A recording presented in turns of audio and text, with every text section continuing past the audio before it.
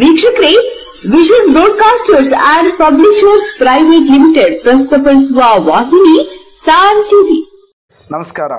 ಇಂದಿನ ಸಂಚಿಕೆಯಲ್ಲಿ ಚಿಕ್ಕೋಡಿ ತಾಲೂಕಿನಾದ್ಯಂತ ನಡೆದ ಘಟನಾವಳಿಗಳ ಸುದ್ದಿಗಳನ್ನು ಬಿತ್ತರಿಸ್ತಾ ಇದ್ದೇವೆ. ಚಿಕ್ಕೋಡಿ ಕೃಷ್ಣಾ ನದಿ ನೀರಿನ ವಿಚಾರಕ್ಕೆ ಮತ್ತೆ ಖ್ಯಾತಿ ತೆಗೆದ ಮಹಾರಾಷ್ಟ್ರ ಸರ್ಕಾರ ಇತ್ತೀಚೆಗೆ ಕರ್ನಾಟಕದ ಕೃಷ್ಣಾ ನದಿಗೆ ರಾಜಾಪುರ ಡ್ಯಾಮ್ದಿಂದ ನೀರನ್ನು ಹರಿಬಿಡಲಾಗಿತ್ತು. ಬಟ್ ಈಗ ಅದೇ ನೀರನ್ನು ರಾಜಾಪುರ ಡ್ಯಾಮ್ದಿಂದ ಗೇಟ್ಗಳನ್ನು ಹಾಕಿ ತಡೆ ಹಿಡಿದಿದೆ. ಕಾಗವಾಡ ತಾಲೂಕಿನ ಮಂಗಾವತಿ ಜೋಗುಳ ಗ್ರಾಮದ ಮೂಲ ಮಾರ್ಗವಾಗಿ ಹರಿದು ಬರುತ್ತಿರುವ ಕೃಷ್ಣಾ ನದಿ ನೀರು ಈಗ ಮಹಾರಾಷ್ಟ್ರ ಸರ್ಕಾರ ತಡೆ ಹಿಡಿದಿದೆ. ಮೇ ತಿಂಗಳ ವಾರಾಂತ್ಯದಲ್ಲಿ ಮಹಾರಾಷ್ಟ್ರದ ರಾಜಾಪುರ ಬಂದರಿನಿಂದ ಗೇಟ್ಗಳನ್ನು ತೆಗೆದು ನೀರು ಹರಿಬಿಡಲಾಗುತ್ತಿತ್ತು. ಕಳೆದ 2 ದಿನಗಳ ಹಿಂದೆ ಗೇಟ್ ತೆಗೆದು ಕರ್ನಾಟಕಕ್ಕೆ ನೀರನ್ನು ಹರಿಬಿಡಲಾಗಿತ್ತು. ಆದರೆ ಮಹಾರಾಷ್ಟ್ರ ಸರ್ಕಾರ ಈಗ ಮತ್ತೆ ಗೇಟ್ ಬಂದ್ ಮಾಡಿ ವಿವಾದಕ್ಕೆ ಗುರಿಯಾಗಿದೆ. ವಾರಗಳ ಹಿಂದೆ ಮಹಾರಾಷ್ಟ್ರದ ಕೊಲ್ಹಾಪುರ ಜಿಲ್ಲೆಯಲ್ಲಿ ಸುರಿದ ಮಳೆಗೆ ಮುಂಗಾರು ಪ್ರಾರಂಭವಾಯಿತು. ಕೃಷ್ಣಾ ನದಿಯಲ್ಲಿ ನೀರಿನ ಮಟ್ಟ ಹೆಚ್ಚಾದ ನಂತರ ನೆರೆಬಿತಿಯಿಂದ ನೀರು ಬಿಟ್ಟು ಮಹಾರಾಷ್ಟ್ರ ಸರ್ಕಾರ ಮತ್ತೆ ಈಗ ಮಳೆ ಹಿಂಜರಿಕೆಯನ್ನು ಗಮನಿಸಿ ಗೇಟ್ ಬಂದ್ ಮಾಡಿ ಸಿಬ್ಬಂದಿಯನ್ನು ನೇಮಿಸಿದ್ದು ಕನ್ನಡಿಗರ ಕಂಗಣಿಗೆ ಗುರಿಯಾಗಿದೆ. ಬೆಳಗಾವಿ ಜಿಲ್ಲಾಡಳಿತ ಮುಂಗಾರಿನಲ್ಲಿ ಆಲಮಟ್ಟಿ ಹಾಗೂ ಹಿಪ್ಪರಗಿ ಜಲಾಶಯದಲ್ಲಿ ಸಮರ್ಪಕ ನೀರಿನ ಸಂಗ್ರಹ ಮಾಡಿ ನಂತರ ನೀರು ಹೊರಬಿಡುವಂತೆ ಸ್ಥಳೀಯರು, ರೈತರು ಆಗ್ರಹಿಸಿದ್ದಾರೆ. ಎರಡನೇ ಸುದ್ದಿ, ಚಿಕ್ಕೋಡಿ ರಸ್ತೆ ತಿರುವಿನಲ್ಲಿ ಲಾರಿ ಚಾಲಕನ ನಿಯಂತ್ರಣ ತಪ್ಪಿ ಅಪಘಾತ, ಇಬ್ಬರಿಗೆ ಗಂಭೀರ ಗಾಯ. ಲಾರಿ ಚಾಲಕನ ನಿಯಂತ್ರಣ ತಪ್ಪಿ 2 ಬೈಕ್ ಹಾಗೂ 1 ಕಾರಿಗೆ ಡಿಕ್ಕಿ ಹೊಡೆದ ಘಟನೆ ಚಿಕ್ಕೋಡಿ ಹೊರವಲಯದಲ್ಲಿ ಅಂದರೆ ರಾಮ ಮಂದಿರದ ಹತ್ತಿರ ನಡೆದಿದೆ. ಅದೃಷ್ಟವಾದ ಅಪಘಾತದಲ್ಲಿ ಯಾವುದೇ ಪ್ರಾಣಾಪಾಯ ಸಂಭವಿಸಿಲ್ಲ. ನಿಪ್ಪಾಣಿಯಿಂದ ಚಿಕ್ಕೋಡಿ ಕಡೆಗೆ ಬರ್ತಿದ್ದ ಲಾರಿಯ ನಿಯಂತ್ರಣ ತಪ್ಪಿ ಅವಘಡ ಸಂಭವಿಸಿದೆ. ಅಪಘಾತದಲ್ಲಿ ಬೈಕ್ ಸವಾರರಿಗೆ ಗಂಭೀರ ಗಾಯಗಳಾಗಿದ್ದು, ಸದ್ಯಕ್ಕೆ ಗಾಯಾಳುಗಳನ್ನು ಚಿಕ್ಕೋಡಿ ಸಾರ್ವಜನಿಕ ಆಸ್ಪತ್ರೆಗೆ ದಾಖಲಿಸಲಾಗಿದೆ. ಸ್ಥಳಕ್ಕೆ ಚಿಕ್ಕೋಡಿ ಪೊಲೀಸರು ಭೇಟಿ ನೀಡಿ ಪರಿಶೀಲನೆ ನಡೆಸಿದ್ದಾರೆ. ಚಿಕ್ಕೋಡಿ ಪೊಲೀಸ್ ಠಾಣಾ ವ್ಯಾಪ್ತಿಯಲ್ಲಿ ಈ ಘಟನೆ ನಡೆದಿದೆ. ಮೂರನೇ ಸುದ್ದಿ, ರಾಯಬಾಗಕ್ಕೆ ಚಿಕ್ಕೋಡಿ ಗ್ರಾಮಗಳ ಸೇರ್ಪಡೆ ವಿರೋಧಿಸಿ ಮನವಿ. ಚಿಕ್ಕೋಡಿ ತಾಲೂಕು ವ್ಯಾಪ್ತಿಯ ರಾಯಬಾಗ್ ವಿಧಾನಸಭಾ ಕ್ಷೇತ್ರದ ಕೆಲವು ಗ್ರಾಮಗಳನ್ನು ರಾಯಬಾಗ್ ತಾಲೂಕು ವ್ಯಾಪ್ತಿಯಲ್ಲಿ ಸೇರ್ಪಡೆ ವಿರೋಧಿಸಿ ನಾಗರಮುನ್ನೋಳಿ ಹೋಬಳಿಯ ಗ್ರಾಮಸ್ಥರು ಚಿಕ್ಕೋಡಿ ತಹಶೀಲ್ದಾರ್ಗೆ ಮನವಿಯನ್ನು ಸಲ್ಲಿಸಿದ್ದಾರೆ. ಕಳೆದ ಹಲವು ವರ್ಷಗಳಿಂದ ಚಿಕ್ಕೋಡಿ ತಾಲೂಕು ವ್ಯಾಪ್ತಿಯಲ್ಲಿ ನಾಗರಮುನ್ನೋಳಿ, ಬಂಬಲ್ವಾಡ್, ಬೆಳಕೂಡು, ಕರೋಶಿ, ಉಮ್ರಾಣಿ, ಹತ್ತರವಾಡ್, ಜಾಗನೂರು, ಜೈನಾಪುರ, ಮುಗಳಿ, ಕರಗಾಂವ್, ವಡ್ರಾಳ್ ಮುಂತಾದ ಗ್ರಾಮ ಪಂಚಾಯಿತಿಗಳು ಹಾಗೂ ಕಬ್ಬೂರು ಪಟ್ಟಣ ಪಂಚಾಯಿತಿ ರಾಯಬಾಗ್ ವಿಧಾನಸಭಾ ಕ್ಷೇತ್ರಕ್ಕೊಳಪಟ್ಟಿದ್ದರೂ ಚಿಕ್ಕೋಡಿ ಪಟ್ಟಣವೇ ಅತಿ ಸಮೀಪದಲ್ಲಿದೆ. ಚಿಕ್ಕೋಡಿ ಉಪವಿಭಾಗವನ್ನು ಹೊಂದಿದ್ದು, ಹೀಗಾಗಿ ಆಡಳಿತಾತ್ಮಕ, ಕಂದಾಯ ಹಾಗೂ ಇನ್ನಿತರ ಇಲಾಖೆ ಕಚೇರಿಗಳು ತಮಗೆ ಅನುಕೂಲವಾಗುತ್ತಿವೆ.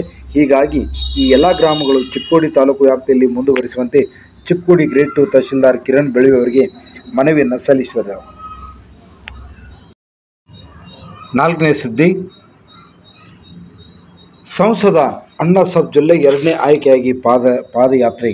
ಶುಕ್ರವಾರ ಶ್ರೀ ರಾಮಸೇನಾ ಹಿಂದೂಸ್ಥಾನ ನಿಪ್ಪಾಣಿ ವತಿಯಿಂದ ಆಯೋಜಿಸಿದ ನಿಪ್ಪಾಣಿ ನಗರದ ಹಾಲಸಿದ್ದನಾಥ ಮಂದಿರದ ಮಮದಾಪುರ ಗ್ರಾಮದ 400 ವರ್ಷಗಳ ಇತಿಹಾಸವಿರುವ ಶ್ರೀ ಅಂಬಿಕಾ ಮಂದಿರವರೆಗೆ ಪಾದಯಾತ್ರೆಯನ್ನು ಹಮ್ಮಿಕೊಳ್ಳಲಾಯಿತು. ನಗರಸಭೆ ಸದಸ್ಯರು, ಸ್ಥಳೀಯ ಮುಖಂಡರು, ಮಹಿಳಾ ಮೋರ್ಚಾ ಸದಸ್ಯರು, ಪಕ್ಷದ ಕಾರ್ಯಕರ್ತರು ಹಾಗೂ ಬಸವಜ್ಯೋತಿ ಯೂತ್ ಫೌಂಡೇಶನ್ ಅಧ್ಯಕ್ಷರಾದ ಬಸವಪ್ರದ ಜೊಲ್ಲೆ ಇವರು ಪಾದಯಾತ್ರೆ ನಡೆಸಿ ಶ್ರೀ ಅಂಬಿಕಾ ಮಾತೆಯಲ್ಲಿ ಗೌರವಾನ್ವಿತ ಪ್ರಧಾನಮಂತ್ರಿ ನರೇಂದ್ರ ಮೋದಿ ಅವರು 3ನೇ ಬಾರಿಗೆ ಪ್ರಧಾನಮಂತ್ರಿಯಾಗಲು ಮತ್ತು ಸಂಸದರಾದ ಶ್ರೀ ಅಣ್ಣಾಸಾಬ್ ಜೊಲ್ಲೆ ಅವರು 2ನೇ ಬಾರಿಗೆ ಲೋಕಸಭೆಗೆ ಮತ್ತೊಮ್ಮೆ ಅಧಿಕ ಮತಗಳ ಅಂತರದಿಂದ ಗೆಲ್ಲುವಂತೆ ಪ್ರಾರ್ಥನೆ ಮಾಡಿದರು. 5ನೇ ಸುದ್ದಿ, ಹನುಮ ಜನ್ಮಭೂಮಿ ಅಂಜನಾದ್ರಿ ಅಭಿವೃದ್ಧಿಗೆ ನಟ ಚೇತನ್ ವಿರೋಧ. ಹನುಮ ಜನ್ಮಭೂಮಿ ಅಂಜನಾದ್ರಿಯಲ್ಲಿರುವ ಹನುಮ ಮಂದಿರ ಅಭಿವೃದ್ಧಿಗೆ ಸಿದ್ದರಾಮಯ್ಯ ಸರ್ಕಾರದಿಂದ ಹಣ ನೀಡಿಕೆ ವಿಚಾರಕ್ಕೆ ಸಂಬಂಧಿಸಿದ ನಟ ಚೇತನ್ ವಿರೋಧ ವ್ಯಕ್ತಪಡಿಸಿದ್ದಾರೆ. ಚಿಕ್ಕೋಡಿ ಪಟ್ಟಣದಲ್ಲಿ ಸುದ್ದಿಗೋಷ್ಠಿಯಲ್ಲಿ ಮಾತನಾಡಿ ನಟ ಚೇತನ್ ಅವರು ಅಂಜನಾದ್ರಿ ಅಭಿವೃದ್ಧಿಗೆ ಬಳಸಲು ನಿರ್ಧರಿಸಿರುವ ಹಣವನ್ನು ಅಲೆಮಾರಿ ಜನಾಂಗಗಳ ಅಭಿವೃದ್ಧಿಗೆ ಬಳಕೆ ಮಾಡುವಂತೆ ಒತ್ತಾಯಿಸಿದ್ದಾರೆ. ಆ ಕುರಿತು ಒಂದು ವಿಡಿಯೋ. ಆ ಚಿಕ್ಕೋಡಿನಲ್ಲಿ ಬಾಬಾ ಸಾಹೇಬರು ಅವರು ಬದುಕಿದ್ದಾಗ ಇಲ್ಲಿ ಬಂದು ಒಂದು ಕೋರ್ಟ್ ಕೇಸ್ ಮುಂದುವರಿಸ್ತಾರೆ. ಆದರೆ ಇಂಥ ಇತಿಹಾಸ ಇರೋ ಜಾಗದಲ್ಲಿ, ಇಂಥ ಬೆಳೀತಿರೋ ಜಾಗದಲ್ಲಿ ಭಾಳ ದುಃಖಕರವಾದ ವಿಚಾರ ಏನಂದರೆ, ಇಲ್ಲಿ ರಾಮನಗರ ಅಂತ ಸಿಟಿ ಒಳಗೆ ಇರೋ ಜಾಗದಲ್ಲಿ 82 ಕುಟುಂಬದವರು ಸುಡುಗಾಡಿಸಿದ್ರು ಮತ್ತು 57 ಕುಟುಂಬದವರು ದುರ್ಗಾ ಮುರುಗಿ ಇವರೆಲ್ಲ ಇನ್ನೂ ಕಡು ಬಡತನದಲ್ಲಿ ಅಲೆಮಾರಿಗಳು ಗುಡಿಸಲು ಬದುಕ್ತಾ ಇದ್ದಾರೆ. ಇದನ್ನ ನಮ್ಮ ಸಾಂಸ್ಕೃತಿಕ ಪ್ರಪಂಚ ಎತ್ತಿಡಿಯೋದೇ ನಮ್ಮ ಅಲೆಮಾರಿ ಸಮುದಾಯಗಳು. ಆದರೆ ಈ ಸರ್ಕಾರಗಳು ಇಲ್ಲೂ ಕೂಡ ನಾನು ಮಾತಾಡೋದು ನೋಡಿ, ಗಣೇಶ್ ಹುಕ್ಕೇರಿ ಅವ್ರ ಕಡೆಯವ್ರು ಮಾತಾಡ್ತಾ ಇವರು ಕಾಂಗ್ರೆಸ್ ರಾಜಕಾರಣಿ, ಇವ್ರು ಯಾಕೆ ಈ ಸಮುದಾಯಗಳನ್ನ ಅನ್ಟಚಬಲ್ ಆಗಿಲ್ಲದೆ ಇದ್ರು ಅನ್ಸಿಯಬಲ್ ಅನ್ನೋಬಲ್ ಅವರನ್ನ ಕಾಣಿಸ್ತಾ ಇಲ್ಲ, ಅವ್ರಿಗೆ ನೋಡ್ತಾ ಇಲ್ಲ, ಇವಾಗ ಯಾಕೆ ಅವರಿಗೆ ಮನೆಗಳು ಕೊಡ್ತಾ ಇಲ್ಲ? ಯಾಕೆ ಇವ್ರಿಗೆ ಒಂದು ಹಕ್ಕುಪತ್ರ ಕೊಡ್ತಾ ಇಲ್ಲ? ಯಾಕೆ ಇವತ್ತಿನ ದಿನ ಈ ಸಮುದಾಯಗಳು, ಈ ಅಲೆಮಾರಿ ಸಮುದಾಯಗಳು 35-40 ವರ್ಷಗಳಿಂದ ಜೋಪಡಿಗಳಲ್ಲಿ ಬದುಕಿ, ಅವ್ರು ಗುಡಿಸಲು ಬದುಕಿ, ಒಂದು ಲೈಟ್ ಬಲ್ಬ್ ಇಲ್ಲ, ಒಂದು ನೀರಿಲ್ಲ, ಒಂದು ಬೇಸಿಕ್ ಫೆಸಿಲಿಟೀಸ್ ಇಲ್ಲ. ದೊಡ್ಡದಾಗಿ ಬೇರೆ ಬೇರೆ ಅಹಿಂದದ ಬಗ್ಗೆ ಮಾತಾಡುತ್ತೆ ಈ ಸರ್ಕಾರ. ಅಹಿಂದ, ಅಲ್ಪಸಂಖ್ಯಾತರು, ಹಿಂದುಳಿದ ದಲಿತರಲ್ಲೂ ಎಲ್ಲ ಕಡೆ ಅಲೆಮಾರಿಗಳಿದ್ದಾರೆ. ಆದರೆ ಅಲೆಮಾರಿಗಳಿಗೆ ಈ ಬಜೆಟ್ನಲ್ಲಿ ₹1 ಕೊಟ್ಟಿಲ್ಲ ಅಂತ ನಾನು ಕೇಳ್ಪಟ್ಟಿದ್ದೀನಿ. 1,000 ಕೋಟಿ ಕೊಡ್ತೀನಿ ಅಂತ ಹೇಳಿದ್ರು, ₹1 ಕೊಟ್ಟಿಲ್ಲ. ಅಲೆಮಾರಿಗಳು ಕೊಡೋದು ಬಿಟ್ಟು ಹನುಮಾನ್ ಜನ್ಮಭೂಮಿ ಅಂಜನಾದ್ರಿ ಬೆಟ್ಟಕ್ಕೆ 100 ಕೋಟಿ ಕೊಡ್ತಾರಲ್ಲ ಈ ಸರ್ಕಾರ. ಏನಿರೋ ಪ್ರಯಾರಿಟಿ? ಮತ್ತೆ ಅಹಿಂದ ಅಂತ ಹೇಳೋ ಸರ್ಕಾರ, ಈ ಕಾಂಗ್ರೆಸ್ ಸರ್ಕಾರ 136 ಬಹುಮತದಲ್ಲಿ ಕೊಟ್ಟಿದ್ದಾರೆ ಜನ. ಆದರೆ ಈ ಒಂದು ಸರ್ಕಾರ ಎಲ್ಲೋ ಒಂದು ಕಡೆ ಜಾತಿ ಜನಗಣತಿ ಬಿಡುಗಡೆ ಮಾಡ್ತಾ ಇಲ್ಲ. ಬದುಕ್ತಾ ಇರೋ ಜೋಪಡಿಗಳಲ್ಲಿ, ಗುಡಿಸಿನಲ್ಲಿ, ಅದು ಕೃಷಿಕರ ಸಮುದಾಯಗಳಲ್ಲ. ಯಾರು ಬದುಕ್ತಾ ಇದ್ದಾರೆ ಅಂದರೆ ದಲಿತರು, ಆದಿವಾಸಿಗಳು, ಅಲೆಮಾರಿಗಳು ಜೋಪಡಿ ಗುಡಿಸಲಲ್ಲಿ, ಕಡು ಬಡತನಲ್ಲಿ ಬದುಕ್ತಾ ಇದ್ದಾರೆ. ಆದರೆ ಜನಗಣತಿ ಬಿಡುಗಡೆ ಮಾಡದೆ ಎಲ್ಲೋ ಒಂದು ಕಡೆ ಕೃಷಿಕರ ಸಮುದಾಯಗಳು, ಲಿಂಗಾಯತ ಒಕ್ಕಲಿಗರ, ಅವರ ಒಂದು ರೀತಿಯಲ್ಲಿ, ಅವರ ಒಂದು ಬೇಡಿಕೆ ತಕ್ಕಂತೆ ಕುಣಿತಾ ಇರೋ ಸಿದ್ದರಾಮಯ್ಯನವರು ನಿಜವಾಗ್ಲೂ ಅಹಿಂದ ರಾಜಕಾರಣಿಗಳಲ್ಲ. ಅವರೆಲ್ಲ ಒಂದು ಕಡೆ 1 ವರ್ಷದಿಂದ ಸೋಮಾರಿ ಸಿದ್ಧವಾಗಿ ಅವ್ರು ಕೆಲಸ ಮಾಡದೆ, ಅವ್ರು ಬರೀ ಟ್ಯಾಪೆ ಹಚ್ಚೋ 5 ಸ್ಕೀಮ್ಗಳು, ಅದರಲ್ಲೂ 11,000 ಕೋಟಿ SC ST TSP ದಲಿತರ ಆದಿವಾಸಿ ಹಣ ತೊಗೊಂಡು ಅವ್ರು ಮಾಡ್ತಾ ಇದ್ದಾರೆ.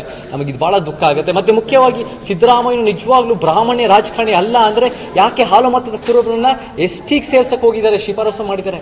ಯಾಕೆ 1 ವರ್ಷದಲ್ಲಿ ನೀವು ನಿಜವಾಗ್ಲೂ ನಮ್ಮ ಶೋಷಿತ ಪರವಾಗಿ ಭೂ ಸುಧಾರಣೆ ಮಾಡಿದ್ದೀರಾ?